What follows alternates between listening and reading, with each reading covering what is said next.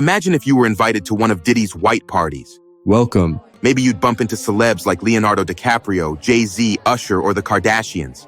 But once the parties are over, it is time for his infamous after party, which were reportedly freak-offs, where his chosen guests allegedly drugged and raped both men and women, in heavily guarded private rooms in his mansions in Miami, the Hamptons, and LA. Freak-offs typically had Diddy surrounded by a bevy of hot girls who came there hoping to get a break in showbiz. Believing foolishly that they needed to go the extra mile, they didn't resist his unwanted advances or dare to question his actions, even if thrown into the arms of a stranger.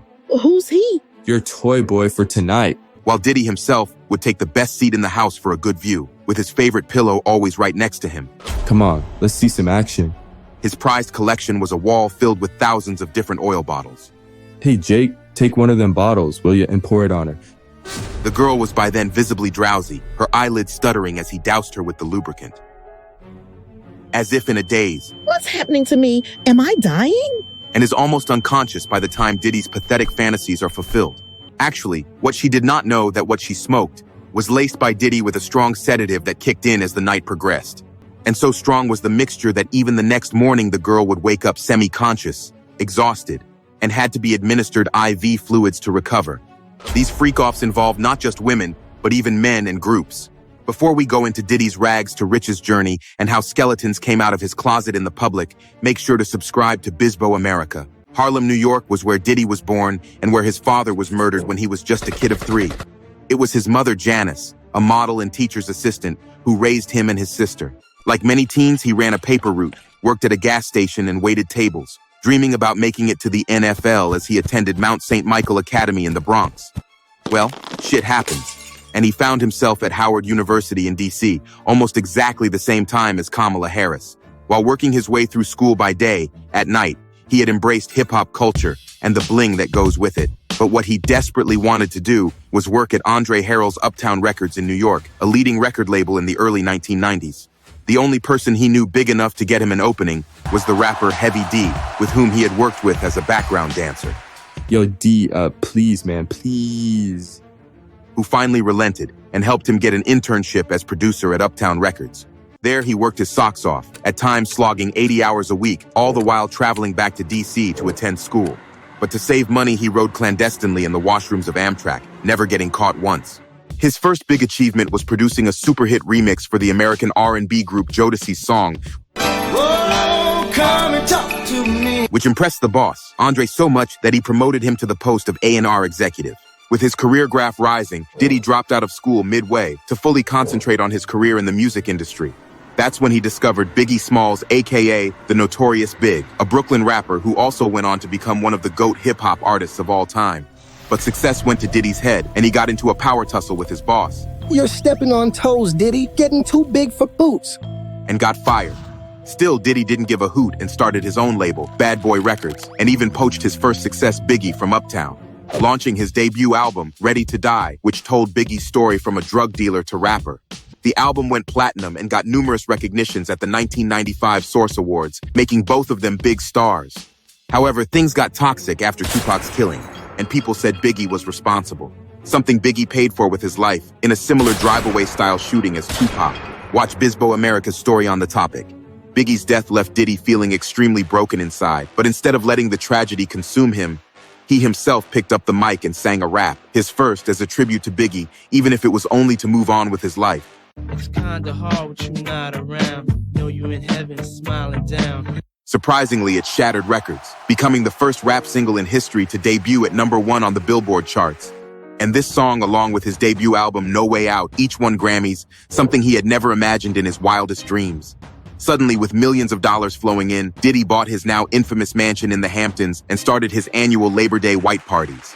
Yet Diddy, the maverick he was, kept trying different things, from movies to producing a show at MTV where he created some briefly popular bands, even portraying himself as socially responsible by launching a nonpartisan Vote or Die campaign in 2004 to help boost voter turnout. His endorsement of the French vodka brand Ciroc skyrocketed its sales, netting him a $60 million bonanza annually for several years. By 2022, his net worth ballooned to $1 billion, making him one of hip-hop's wealthiest figures. But this powerful rapper businessman couldn't have imagined that 26 years later, his debut album's title, No Way Out, would come as a cruel twist of fate. His fate changed after ex-girlfriend Cassie Ventura, also the face of his fashion brand, filed a lawsuit against him alleging, Diddy abused and assaulted me for over 10 years. In an effort to hush it up, Diddy paid her a hefty, undisclosed amount to settle out of court within a day, because he knew her allegations were true, and later CNN broadcasted a 2016 CCTV footage from a Los Angeles hotel showing Diddy assaulting Cassie, which back then he thought he had hushed up by bribing the security officer in charge. Within a few days, many more accusers, including a minor and former model, Crystal McKinney, came forward against Diddy's sexual crimes. Even male victims like music producer Rodney Jones Jr. claimed to have video evidence of Diddy pushing him onto another man. Do it, Rod. It's normal in the music industry. It's good for your career, man. A month later, in March 2024, federal agents stormed into his properties in LA and Miami, where they found a cache of illegal substances, AR-15 guns with serial numbers defaced, and self-incriminating hard drive footage. At the time, Diddy wasn't there.